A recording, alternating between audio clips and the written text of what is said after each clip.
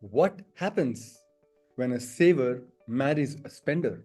Super savers, this is when a saver marries a saver. The second combination or a couple, I have named them as balancers because there is one saver and the other is a spender. Number three, philanthropics, when a saver marries a giver.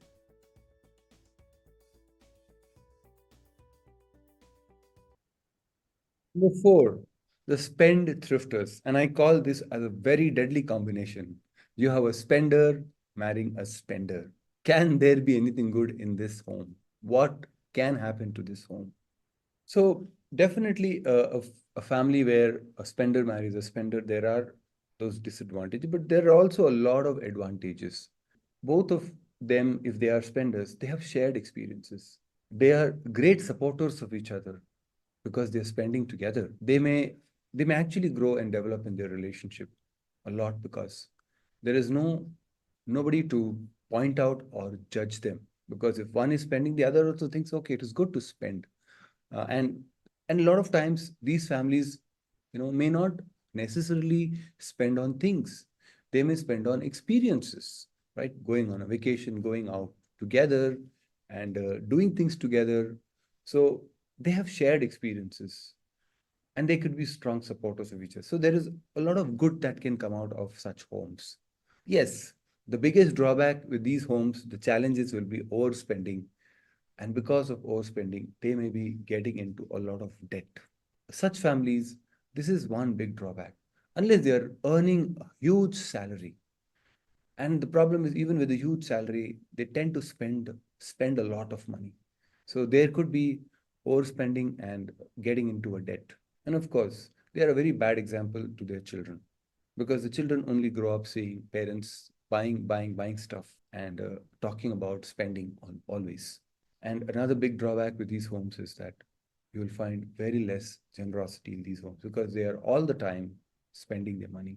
Saving is, of course, compromised, but they're also giving is compromised. They do not build wealth for the future. They always keep struggling at every point in time when they have these financial goals, like children's education, their marriage, or buying a house, or anything. So, such families go through very difficult times. So, their disadvantages, the challenges overcome or overshadow the advantages, right? And such families should try to come out of this sort of culture or this money personality. At least one of them should think of getting out and thinking of saving or giving.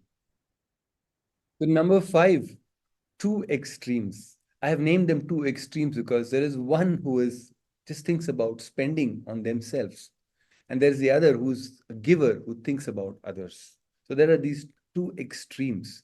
What happens when a spender marries a giver? So in such families, of course, there are advantages like any other family. This family enjoys both the experience, the joy of giving, and the joy of experiences, right? There is one person who keeps aside some amount to give, and giving to those in needy really helps bring that joy in the home, the joy of giving. And they also have a lot of experiences because there is the other who wants to spend on experiences.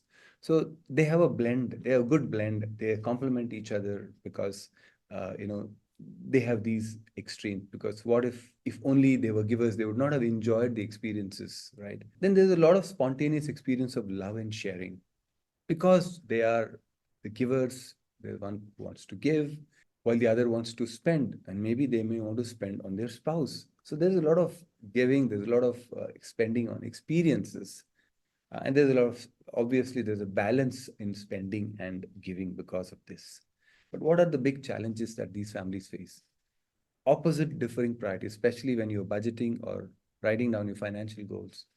These families will have most conflict because there's one who's thinking that they must think more about others, and the other is thinking, no, we need to think about ourselves, right? There are differing priorities. There's a lot of financial strain because they get into debt because you are only giving, you're only spending, there is no saving.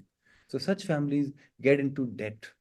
at the cost of their own home, they are willing to give and they're willing to spend and extravagantly. Like there's a lot of stress in these homes, and the children get a mixed message. There's one who says, hey, we should think about others and give. The other who says, no, we should think about ourselves. Nobody thinks about us, right? So there's a mixed message that goes to the family, to the children.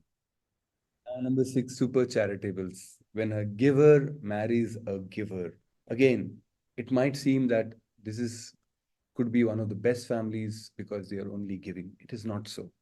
There are advantages, there are challenges too in such homes. What are they? So a giver marries a giver, they have the joint philanthropy. They do a lot of philanthropy together. So whenever you do anything together, that strengthens your bond. And here you find that this family is strengthening their bond because they're giving. They both are involved into giving. And they're strong supporters for each other. They believe in the cause for giving. They believe that the world needs them and their money and their time. So there is a strong bonding, and such people actually contribute and impact many lives.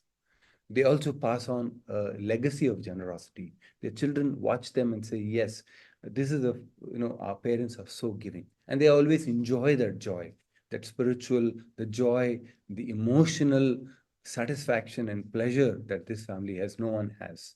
But also there are challenges in this home because there is a lot of overspending on giving, or getting overboard on giving. And when you're getting overboard on giving, you may end up giving to the wrong people. You may end up giving to wrong causes because you're so obsessed, you're so driven by your heart to give, you may end up doing wrong things. And there's also an impact on the personal spending. You don't spend on yourself, you don't spend on your children. You're only thinking about others in such a family. And obviously, such a family do not save much because there are a lot of money is given. So they do not have enough for their financial goals and for their future and their retirement. And there could be challenges in giving. Somebody may want to give to this cause, the other person may want to give for the other cause. So there could be some stress together, right? So, so what is your family's personality type in terms of these six? Are you a super saver? Are you a balancer? Are you philanthropics? Are you spendthrifters? Or the two extremes, opposites, or super charitables? What do you think is the best? What would I rate as the best? Honestly, I don't rate any of them as the best. Yes, but if I have to say that there's one personality type, a family personality type, which we should get out of is the spendthrifters, because spendthrifters can really, really affect your home, your future, and everything. I would say there should be a balance of spending and giving, like the balancers. They could be a good combination, complement each other. But yes, there are those philanthropics where they are saving and giving, right? Yes, as I mentioned, all of them have their advantages and disadvantages, right? So it all depends on who you are. But but remember to have a balance when it comes to spending, saving, and giving. You should ensure that you do all these three. And in the end, it is also your marriage that matters, your relationship. Because when you grow older in your 60s and 70s, all these things don't matter. What matters is your relationship, right? And if you have built a good corpus, these two things really matter. So hope you got some insights through this session. Look at your own home, look at your own family, right? And if you really like this, please give a thumbs up, like this video. And if you have not yet subscribed, please subscribe. I'll try to keep posting videos and content on money and marriage, how to build both wealth and your marriage. So nice having you here. Thank you for being there. Hope to see you in the next video.